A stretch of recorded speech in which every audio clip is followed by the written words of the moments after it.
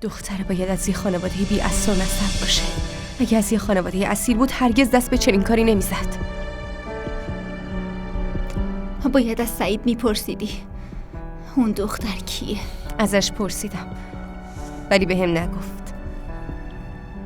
دارم فکر میکنم برم همه چیزو به عمو اخلاق بگم. نه اصلا فکرشم نکن. عمو جان قشقرق به پا میکنه. مگه دیوونه شدی؟ بیا بریم داخل.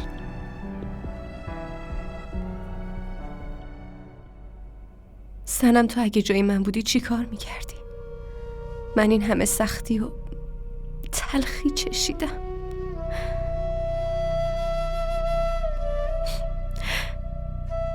تمام خوشبختیم، رویاها همش خاکستر شد. ولی من امیدم رو از دست نمیدم.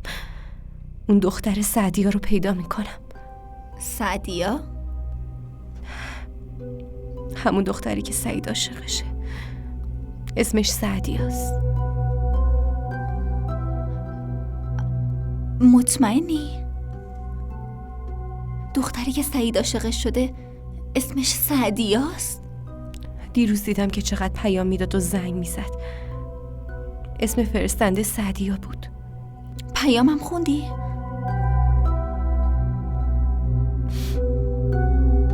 نه ولی اسمش سعدیاست.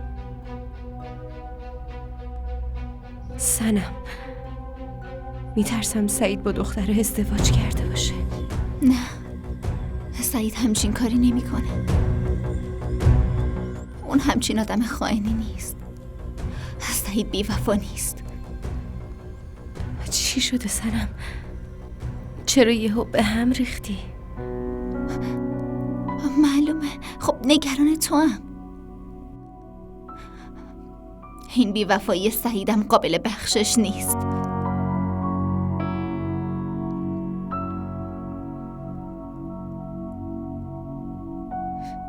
داری به چی فکر میکنی؟ به این که چطور میتونم اون دختر سعدیا رو پیدا کنم. خب یاسر،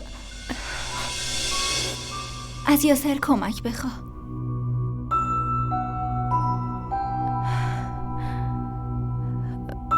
میدونم حق با توه.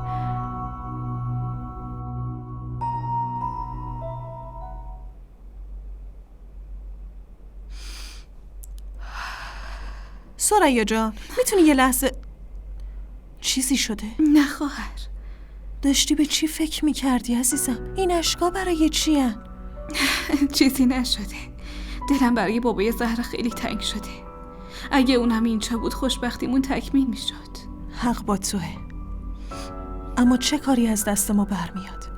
هیچ کس نمیتونه تقدیر رو تغییر بده. بله.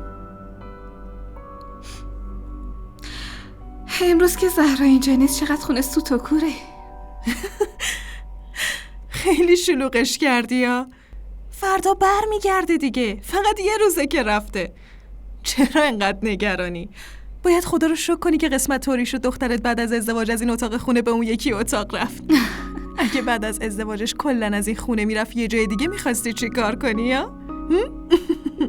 انقدر سختته یه روزو بدون اون شب کنی؟ اینم از لطف برادر اخلاقه وگرنه الان کلی استرس میکشیدم. خب دیگه شکرگزاری رو تموم کن. بیا یه نگاهی به این لباسا بنداز.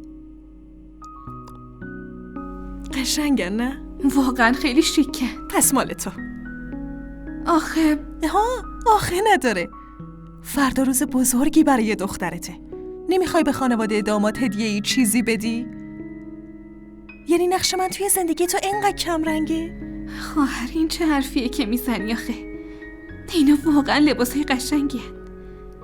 تو تمام زندگی حواست به من بوده. از یه خواهر به هم نزدیکتر بودی. خب دیگه این حرفا رو تمومش کن. کافیه. اینها رو هم بردار. من برم شام درست کنم. سعیدم الاناست که بیاد خونه. دست درد نکنه خواهر جان.